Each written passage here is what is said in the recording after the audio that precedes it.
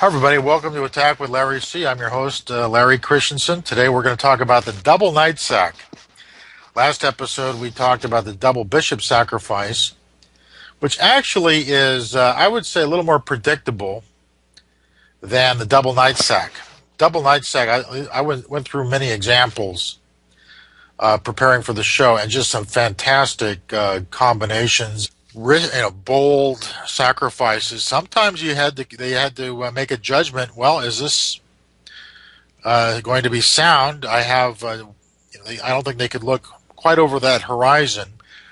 But many of the ingredients for a successful double knight sack are as follows: well-placed pieces, an exposed enemy king, reserve pieces ready to be mobilized to help out, and have a safe king yourself to prevent unexpected counterplay.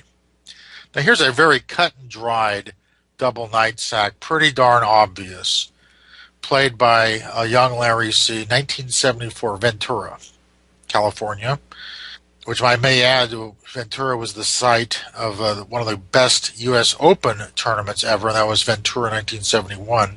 Anyway, my opponent, Mr. Carter, has a rather clumsy-looking formation with his rooks grouped together. His king is insecure with those knights hovering around. Well, I managed to put this one away very quickly and convincingly, mainly because he had his traffic jam type formation. I continue with knight takes h7. Bring the queen up to a better attacking position, and now I expose the king yet further. I don't play the obvious knight g5, which permits some token resistance with bishop f5, although even there bishop e4 should win.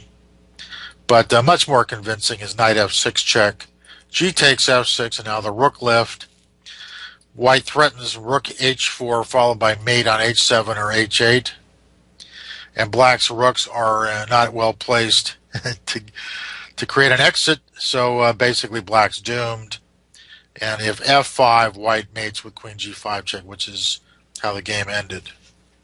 Rather simple example of the double knight sack. We're going to go to progressively more difficult scenarios here as we move up the chain. Here's a game, speaking of Mr. Carter, here's Joel Benjamin showing his tactical wizardry, my co-anchor at off times. And this is his position from a game he played in, I believe in London, 1982. And here are the ingredients for a successful mating attack. A, black has left himself open on this long diagonal. He's weighted behind a development. White's got that pawn usefully advanced. All the makings of a successful lightning blitz attack are here quite apparent. Joel struck with knight takes d5, prying open by force the a2 g8 diagonal.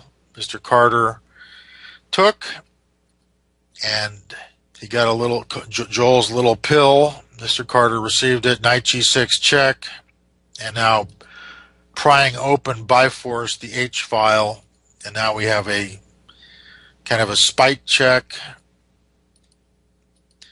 on G8, and now the dramatic finish, a banal rook sack to deliver mate on H7.